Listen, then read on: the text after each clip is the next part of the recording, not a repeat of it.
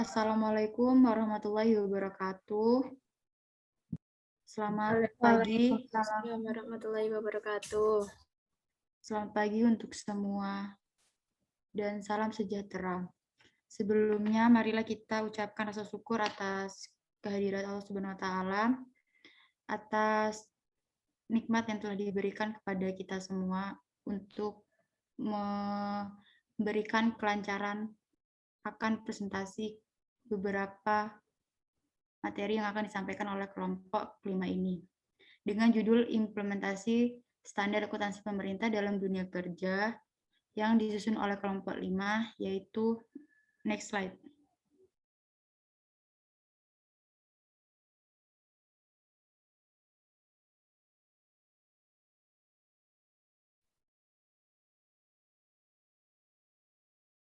Silakan untuk memperkenalkan diri.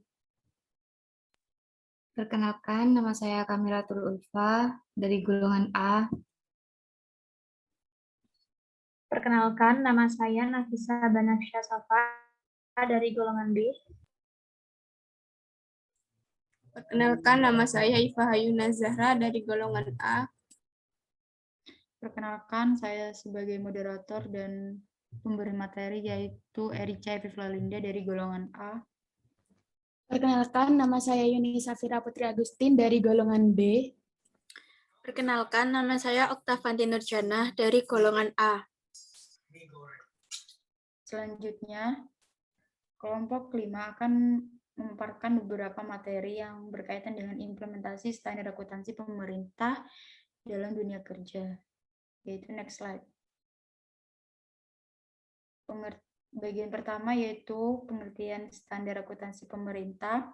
Yang kedua yaitu tujuan standar akuntansi pemerintah. Yang ketiga yaitu lingkungan akuntansi pemerintah. Yang keempat yaitu pengguna dan kebutuhan informasi para pengguna. Yang kelima yaitu entitas akuntansi dan pelaporan. Next slide. Yang keenam yaitu komponen laporan keuangan. Yang ketujuh yaitu prinsip akuntansi dan pelaporan keuangan. Yang kedelapan yaitu unsur laporan keuangan. Dan yang kesembilan yaitu implementasi standar akuntansi pemerintah. Selanjutnya akan diserahkan kepada pemateri.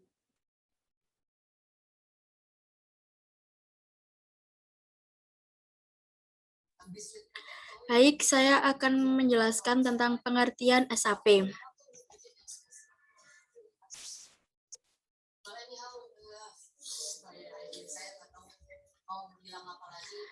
Apa sih standar akuntansi pemerintah itu?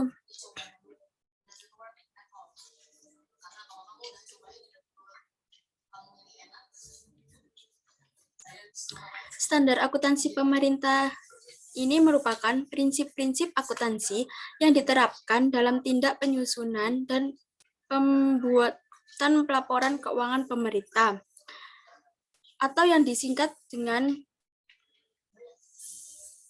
LKPP dan LKPD. Apa sih yang dimaksud dengan LKPP itu? LKPP adalah laporan pertanggungjawaban pelaksanaan anggaran pendapatan dan belanja negara yang terdiri dari laporan realisasi anggaran, neraca, laporan arus kas, dan catatan atas laporan keuangan yang disusun sesuai dengan standar akuntansi pemerintah. LKPP ini disusun oleh Direktorat Akuntansi dan Pelaporan Keuangan dan Direktorat Jenderal Perbendaharaan Komponen LKPP. Sedangkan LKPD adalah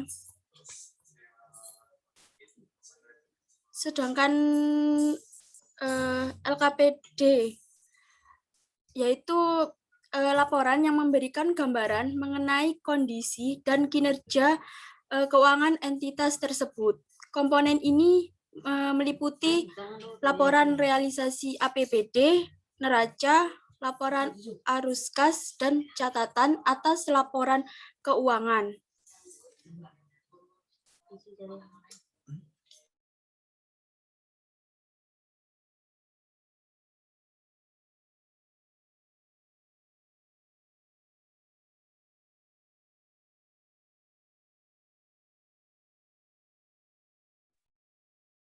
selanjutnya yaitu tujuan SAP. Next. Di sini pengertian dari tujuan SAP adalah sebagai pedoman dan penyusunan laporan keuangan dalam rangka mempertanggungjawabkan pelaksanaan APBN atau APBD untuk meningkatkan akuntabilitas dan keandalan pengelolaan keuangan pemerintah. Di sini, makna dari akuntabilitas yaitu bermaksud mempertanggungjawabkan pengelolaan sumber daya serta pelaksanaan kebijakan yang dipercayakan kepada entitas pelaporan dalam mencapai tujuan yang telah ditetapkan yaitu secara periodik. Sedangkan keandalan pengelolaan keuangan pemerintah informasi dalam keuangan itu seperti penyajian saat pengelola keuangan pemerintah dengan jujur, seperti informasi menggambarkan dengan jujur transaksi-transaksi serta peristiwa lainnya yang harusnya disajikan atau secara wajar dapat diharapkan untuk disajikan. Yang kedua yaitu dapat diverifikasi atau verifiability. Di sini maksudnya yaitu informasi yang disajikan dalam laporan keuangan dapat diuji. Yang ketiga yaitu netralitas. Di sini maksudnya yaitu informasi diarahkan pada kebutuhan umum dan tidak berpihak pada kebutuhan pihak tertentu. Next.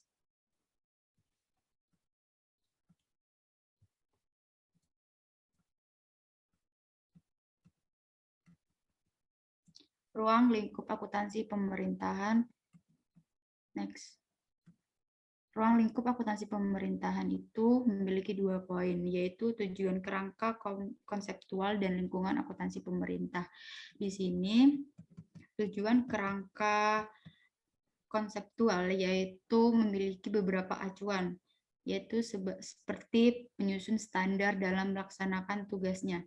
Maksudnya di sini yaitu penyusun laporan yang menyusun laporan keuangan sesuai dengan standar akuntansi pemerintah yang telah dirancang. Kemudian yang kedua yaitu penyusunan laporan keuangan dalam menanggulangi masalah akuntansi.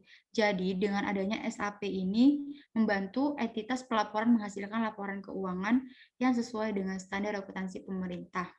Yang ketiga yaitu pemeriksa dalam memberikan pendapat mengenai apakah laporan keuangan disusun dengan standar dan para pengguna laporan keuangan dalam menafsirkan informasi yang disajikan pada laporan keuangan yang disusun sesuai dengan standar akuntansi pemerintah.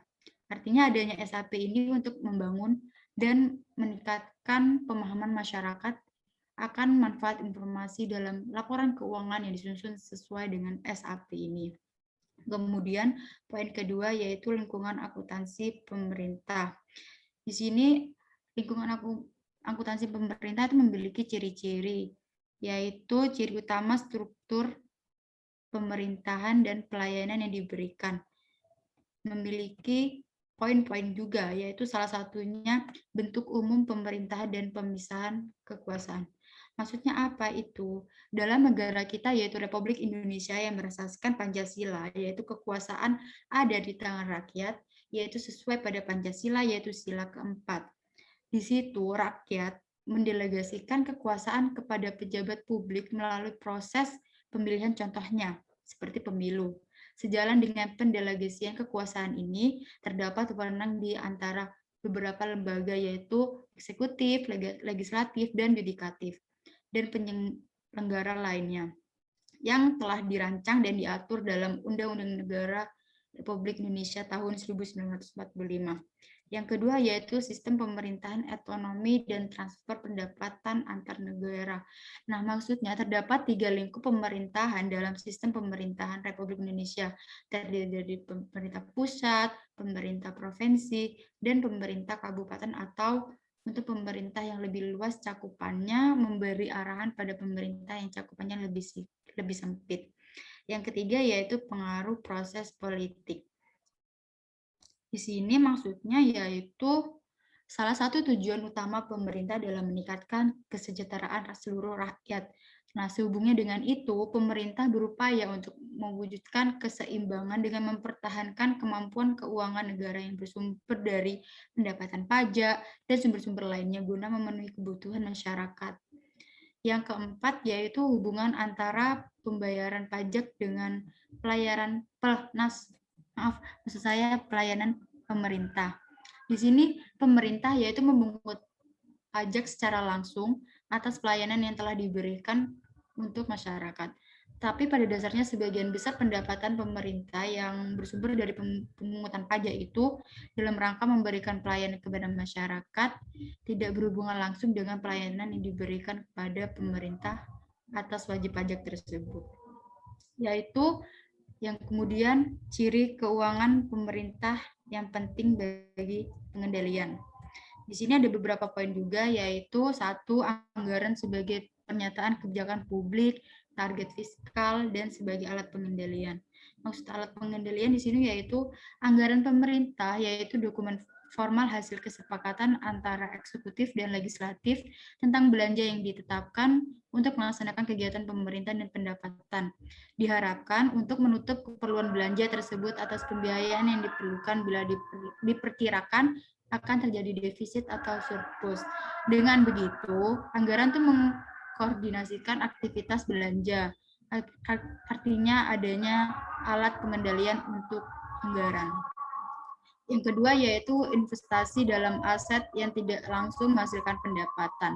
Di sini pemerintah yaitu menginvestasikan dana yang besar dalam bentuk aset tidak langsung menghasilkan pendapatan bagi pemerintah, tetapi berguna untuk masa depan seperti gedung perkantoran, jembatan, jalan, taman, dan kawasan konservasi karena mempunyai masa manfaat yang banyak. Yang tiga yaitu kemungkinan penggunaan akuntansi dana untuk tujuan pengendalian. Maksudnya yang diterapkan di lingkungan pemerintah yaitu memisahkan kelompok dana menurut tujuannya, sehingga masing-masing merupakan entitas akuntansi yang mampu menunjukkan keseimbangan antara belanja dan pendapatan atau transfer yang diterima.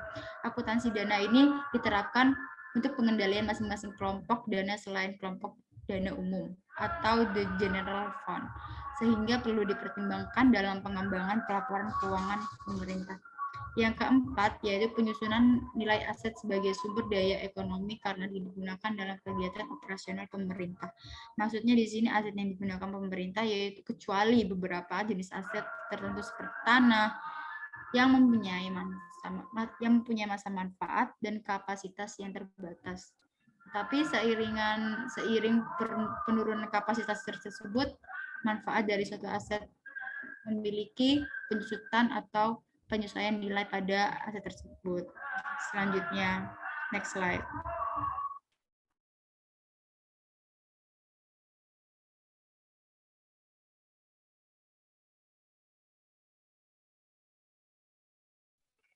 Nah, di sini saya akan menjelaskan materi yang keempat, pengguna dan kebutuhan informasi para pengguna. Next slide. Pengguna laporan keuangan. Nah, teman-teman, terdapat beberapa kelompok utama pengguna laporan keuangan pemerintah, namun tidak terbatas pada masyarakat, wakil rakyat, lembaga pengawas, dan lembaga pemeriksa.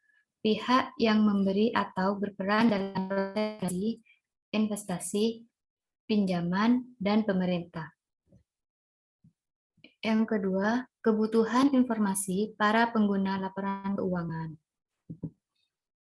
Informasi yang disajikan dalam laporan keuangan bertujuan umum untuk memenuhi kebutuhan informasi dari semua kelompok pengguna. Laporan keuangan pemerintah tidak dirancang untuk memenuhi kebutuhan spesifik dari masing-masing kelompok pengguna.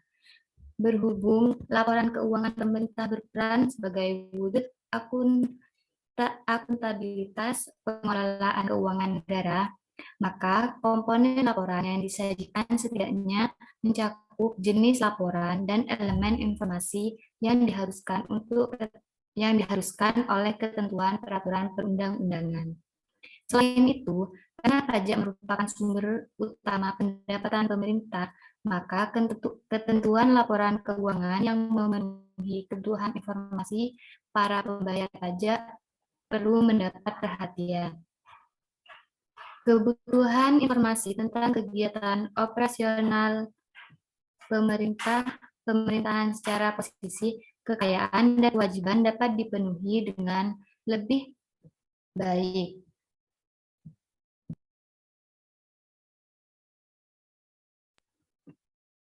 Dapat dipenuhi dengan lebih baik dan dapat memadai apabila didasarkan pada basis akruan, yakni berdasarkan pengakuan munculnya hak dan kewajiban, bukan berdasarkan pada arus kas semata. Namun, apabila terdapat ketentuan peraturan perundang-undangan yang mengharuskan penyajian suatu laporan keuangan dengan basis kas, maka laporan keuangan dimaksud wajib disajikan demikian. Next.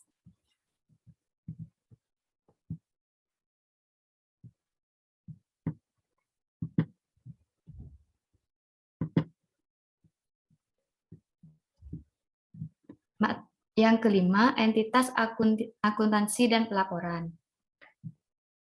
Entitas akuntansi dan pelaporan. Entitas akuntansi merupakan unit pada pemerintahan yang mengelola anggaran, kekayaan, dan kewajiban yang menyelenggarakan akuntansi dan menyajikan laporan keuangan atas dasar akuntansi yang diselenggarakannya. Minta tolong slide-nya dilanjut.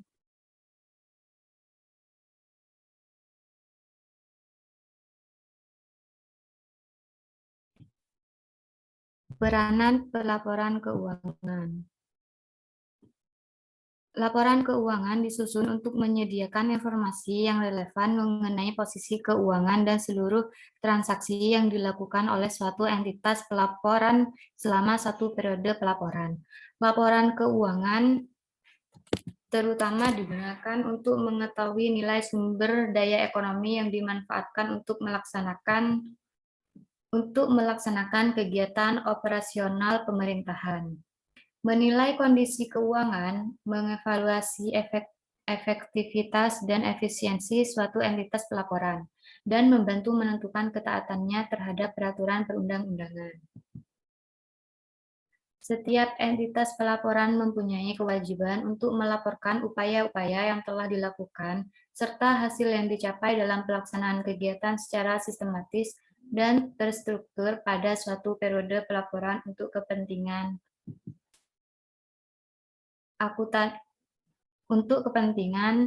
akuntabilitas, mempertanggungjawabkan pengelolaan sumber daya serta pelaksanaan kebijakan yang dipercaya kepada entitas pelaporan dalam mencapai tujuan yang telah ditetapkan secara periodik. Manajemen membantu para pengguna untuk mengevaluasi pelaksanaan kegiatan suatu entitas pelaporan dalam periode pelaporan sehingga memudahkan fungsi perencanaan, pengelolaan, dan pengendalian atas seluruh aset, kewajiban, dan ekuitas pemerintah untuk kepentingan masyarakat. Transparansi memberikan informasi keuangan yang terbuka dan jujur kepada masyarakat berdasarkan pertimbangan bahwa masyarakat memiliki hak untuk mengetahui secara terbuka dan menyeluruh atas pertanggungjawaban pemerintah dalam pengelolaan sumber daya yang dipercayakan kepadanya dan ketaatannya pada peraturan perundang-undangan. Tentu para pengguna dalam mengetahui kecukupan penerimaan pemerintah pada periode pelaporan untuk membiayai seluruh pengeluaran yang dialokasikan dan apakah generasi yang akan datang diasumsikan akan ikut menanggung beban pengeluaran tersebut. Evaluasi kinerja. Mengevaluasi kinerja entitas pelaporan, terutama dalam penggunaan sumber daya ekonomi yang dikelola pemerintah untuk mencapai kinerja yang direncanakan. Yang kedua, tujuan pelaporan keuangan. Pelaporan keuangan pemerintah seharusnya menyajikan informasi yang bermanfaat bagi pengguna dalam menilai akuntabilitas dan membuat keputusan baik keputusan ekonomi, sosial maupun politik dengan menyediakan informasi tentang sumber alokasi dan penggunaan sumber daya keuangan, menyediakan informasi mengenai kecukupan penerimaan periode berjalan untuk membiayai seluruh pengeluaran, Menyediakan informasi mengenai jumlah sumber daya ekonomi yang digunakan dalam kegiatan entitas pelaporan serta hasil-hasil yang telah dicapai. Menyediakan informasi mengenai bagaimana entitas pelaporan mendanai seluruh kegiatannya dan mencukupi kebutuhan kasnya. Menyediakan informasi mengenai posisi keuangan dan kondisi entitas pelaporan berkaitan dengan sumber-sumber penerimaannya, baik jangka pendek maupun jangka panjang, termasuk yang berasal dari pemungutan pajak dan pinjaman. Menyediakan informasi mengenai perubahan posisi keuangan entitas pelaporan, apakah mengalami kenaikan atau penurunan sebagai akibat kegiatan yang dilakukan selama periode pelaporan. Untuk memenuhi tujuan-tujuan tersebut, laporan keuangan menyediakan informasi mengenai sumber dan penggunaan sumber daya keuangan, ekonomi, transfer, pembiayaan, sisa lebih atau kurang, pelaksanaan anggaran, saldo anggaran lebih, surplus, defisit laporan operasional, aset kewajiban, ekuitas, dan arus kas suatu entitas pelaporan. Next.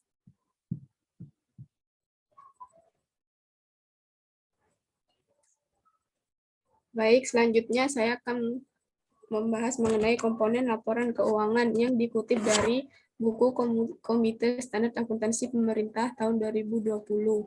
Next. Di sini komponen laporan keuangan dari entitas pemerintahan itu sendiri yaitu terdapat 7 macam, yaitu laporan realisasi anggaran, laporan perubahan sal anggaran lebih, neraca, laporan operasional, laporan arus kas, laporan perubahan ekuitas, dan catatan atas laporan keuangan. Nah, di sini saya akan membahas tentang dasar hukum pelaporan keuangan serta asumsi dasar, di mana dasar hukum pelaporan keuangan itu tersendiri sudah diselenggarakan berdasarkan peraturan perundang-undangan yang berada di Indonesia, antara lain yaitu Undang-Undang Dasar Negara Republik Indonesia tahun 1945, khususnya bagian yang mengatur keuangan negara. Yang kedua yaitu Undang-Undang di bidang keuangan negara. Yang ketiga, Undang-Undang tentang APBN dan Peraturan Daerah tentang Anggaran Pendapatan dan Belanja Daerah. Yang kedua yaitu asumsi dasar. Asumsi dasar ini sendiri adalah anggapan yang diterima sebagai suatu kebenaran tanpa perlu dibuktikan agar standar akuntansi dapat diterapkan, di mana asumsi dasar itu sendiri terbagi atas tiga pokok. Yang pertama yaitu asumsi kemandirian entitas. Maksudnya adalah bahwa setiap unit organisasi pemerintah dianggap sebagai unit yang mandiri dan mempunyai kewajiban untuk menyajikan laporan keuangan, sehingga tidak terjadi kekacauan antara unit instansi pemerintah dalam pelaporan keuangan. Yang kedua yaitu asumsi kesinambungan entitas. Asumsi kesinambungan entitas itu adalah laporan keuangan disusun dengan asumsi bahwa entitas pelaporan akan berlanjut keberadaannya.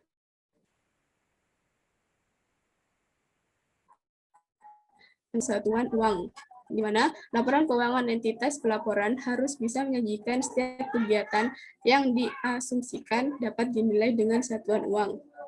Next.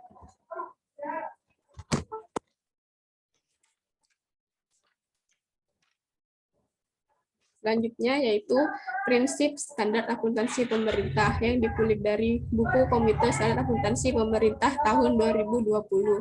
Next.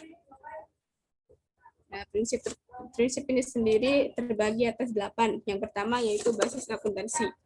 Basis akuntansi ini sendiri digunakan dalam laporan keuangan pemerintahan, di mana berbentuk laporan operasional, aktual, pengakuan pendapatan, beban, aset, kewajiban, maupun ekuitas. Sehingga dalam peraturan pemerintahan mewajibkan laporan keuangan tersebut disajikan bersama basis kas atau arus kas.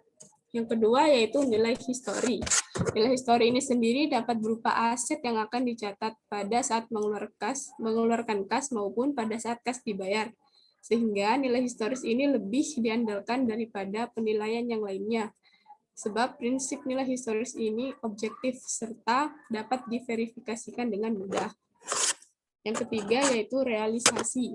Realisasi ini sendiri berupa pendapatan serta belanja yang berbasis kas, di mana kedua hal tersebut diakui setelah diotorisasi melalui anggaran. Biasanya prinsip realisasi ini digunakan untuk membayar utang dan melakukan belanja. Yang keempat yaitu substansi mengungguli bentuk formal. Prinsip ini sendiri menyajikan sebuah informasi mengenai transaksi ataupun peristiwa lain pada keuangan pemerintahan. Sehingga informasinya harus benar dan asli. Nah, jika terjadi kesalahan atau tidak konsisten, maka harus menulisnya di catatan atas laporan keuangan. Next.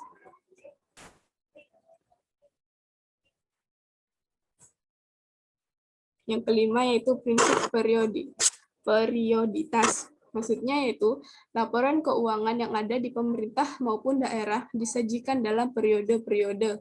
Dengan begini, maka kinerja suatu pemerintah dapat diukur dan posisi sumber dayanya akan lebih mudah ditentukan. Periode tersebut menggunakan periode tahunan, bulanan, triwulan, maupun semester. Yang keenam yaitu konsistensi. Nah, pada prinsip ini memiliki artian bahwa nantinya penerapan akuntansi di dalam periode itu akan sama, tetapi jika ingin melakukan perubahan, maka haruslah diganti dengan syarat tertentu, sehingga nanti akan sangat berpengaruh pada catatan atas laporan keuangan. Seperti misalnya itu melakukan transaksi. Yang ketujuh yaitu pengungkapan lengkap.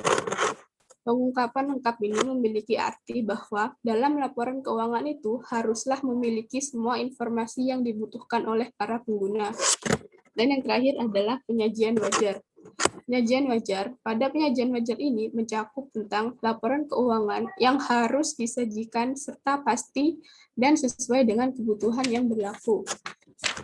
Sehingga dapat diharapkan bahwa laporan keuangan pada aset tidak terlalu tinggi dan kewajibannya tidak terlalu rendah. Next.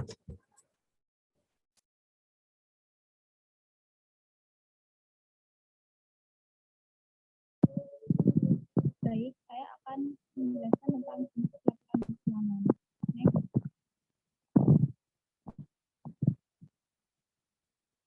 Next.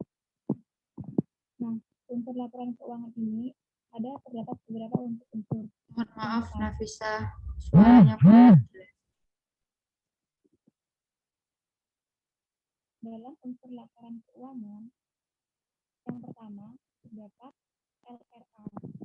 LRA ini adalah laporan realisasi anggaran. Dalam laporan realisasi anggaran menyajikan sekitar sumber, alokasi, dan pemakaian sumber daya keuangan yang dikelola oleh pemerintah pusat atau daerah. Dan yang kedua, ada laporan perubahan saldo anggaran lebih. Dalam laporan saldo anggaran lebih menyajikan informasi kenaikan atau penurunan saldo anggaran lebih tahun pelaporan dibandingkan dengan tahun sebelumnya.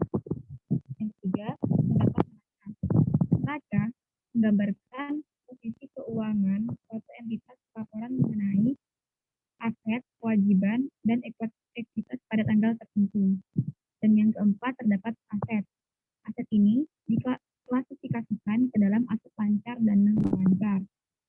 Suatu aset diklasifikasikan sebagai aset lancar jika diharapkan segera untuk dapat direalisasikan atau dimiliki untuk dipakai atau dijual dalam waktu 12 bulan sejak tanggal pelaporan.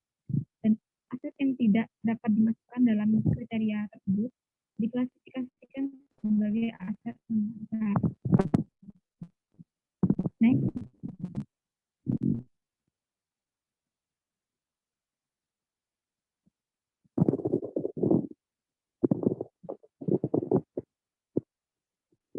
Dan yang kelima terdapat kewajiban. Kewajiban ini umumnya timbul karena konsekuensi pelaksanaan tugas, atau tanggung jawab untuk bertindak di masa lalu.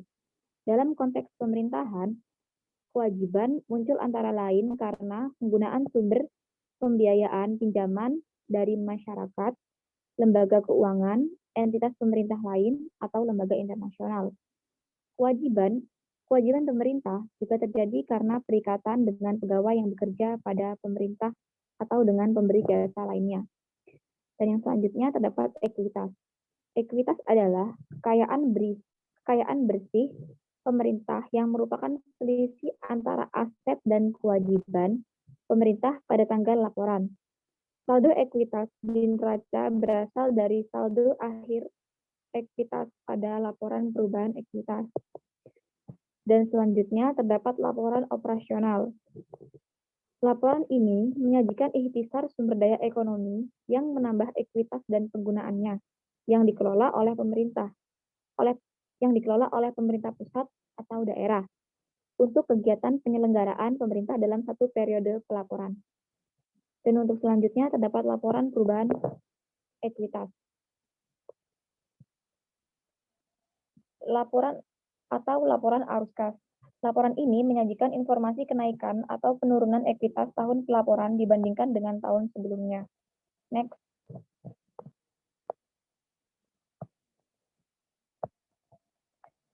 Dan untuk selanjutnya terdapat laporan perubahan ekuitas.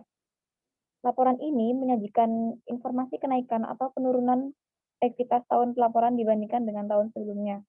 Dan yang terakhir ada catatan atas laporan keuangan. Catatan atas laporan keuangan ini meliputi penjelasan naratif atau rincian dari angka yang tertera dalam laporan realisasi anggaran, laporan perubahan SAL, laporan operasional, laporan perubahan ekuitas, neraca, dan laporan arus kas. Catatan atas laporan keuangan juga mencakup informasi tentang kebijakan akuntansi yang dipergunakan oleh entitas pelaporan dan informasi lain yang diharuskan dan dianjurkan untuk diungkapkan di dalam standar akuntansi pemerintahan, serta untuk menghasilkan penyaji laporan keuangan secara wajar.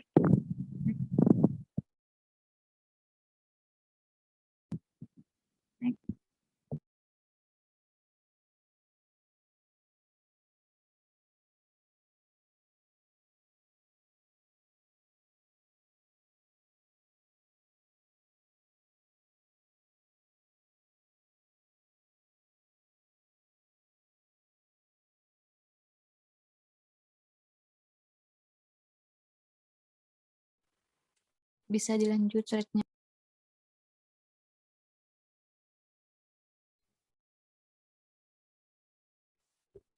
Baik, saya akan menjelaskan implementasi standar akuntansi pemerintah dalam dunia kerja. Next.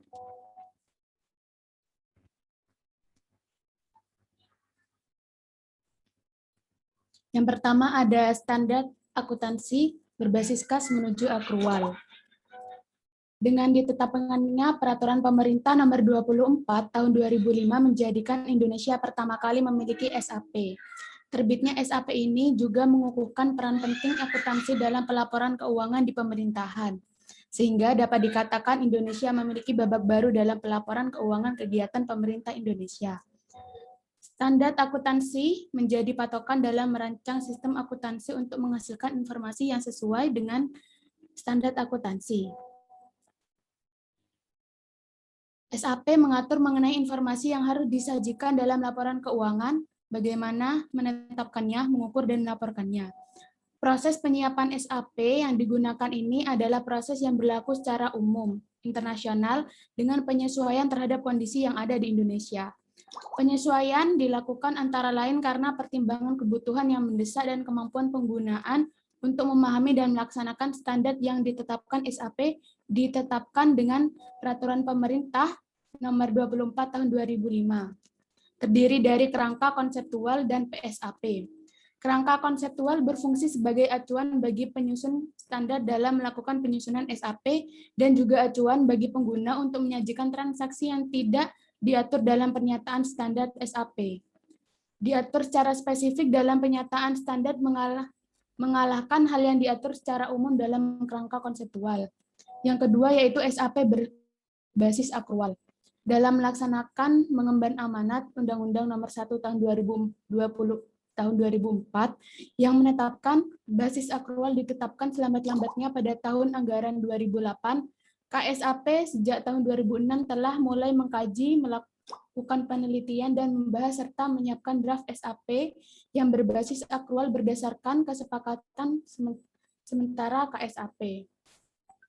Penyusunan SAP berbasis akrual relatif menjadi lebih mudah karena sebagian dari SAP berbasis kas menuju akrual telah berbasis akrual, sehingga hanya memerlukan penyesuaian beberapa PSAP berbasis akrual. Penerapan SAP berbasis akrual yang disusun sesuai pola SAP berbasis kas menuju akrual lebih mudah bagi para pengguna standar karena sudah disosialisasikan. Dan para pengguna telah memiliki pemahaman dan pengamalan terhadap SAP berbasis kas menuju akrual. SAP berbasis akrual berlaku efektif untuk laporan keuangan atas pertanggungjawaban pelaksanaan anggaran mulai tahun 2010. Akan tetapi apabila entitas pelaporan belum mendapatkan SAP ini, entitas pelaporan dapat menerapkan SAP berbasis kas menuju akrual paling lambat 4 tahun setelah tahun anggaran 2010.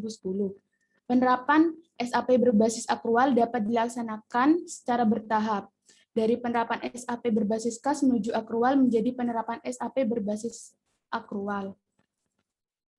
Mengenai penerapan SAP berbasis akrual secara bertahap pada pemerintahan pusat diatur dalam Peraturan Menteri Keuangan. Sedangkan untuk pemerintah daerah diatur dengan Peraturan Menteri Dalam Negeri, Pasal 7 Peraturan Pemerintah Nomor 71 Tahun 2010. Untuk pemerintah pusat, strategi penerapan basis akrual sudah dilakukan mulai tahun 2009, yaitu dengan menyajikan informasi akrual untuk mendapatkan belanja sebagai perlengkapan LRA berbasis kas. Yang ketiga yaitu tantangan penerapan SAP berbasis akrual. Penerapan SAP berbasis kas menuju akrual banyak kendala yang ditemui, seperti kurang pahamnya staf dalam menyusun laporan keuangan. Kondisi demikian ironis. Pemerintah pusat mengharuskan beralih penerapannya SAP berbasis akrual. Pada tahap ini beragam permasalahan ditemui dalam penerapannya. Beberapa hal yang dapat menghambat pelaksanaan SAP berbasis akrual adalah sistem akuntansi dan sistem berbasis teknologi informasi, komitmen dari pemimpin, tersedianya SDM yang berkompeten, resistensi terhadap perubahan. Dengan kompleksitas implementasi akuntansi berbasis akrual sudah dapat dipastikan bahwa penerapan akuntansi berbasis akrual di lingkungan pemerintah memerlukan sistem akuntansi dan IT-based system yang lebih rumit. Kemudian, sistem pengendali item yang memadai perlu dibentuk untuk memberikan keyakinan memadai atas tercapainya tujuan organisasi. Melalui kegiatan yang efektif dan efisien, keadaan pelaporan keuangan, pengamanan aset negara, dan ketaatan terhadap peraturan perundang-undangan sebagaimana diamanatkan oleh Undang-Undang Nomor 1 Tahun 2004. Next.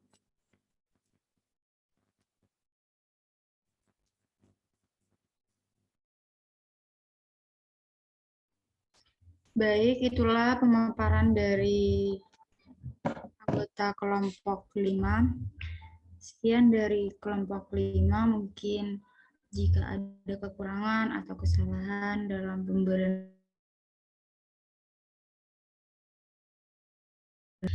bisa salah, tapi kami juga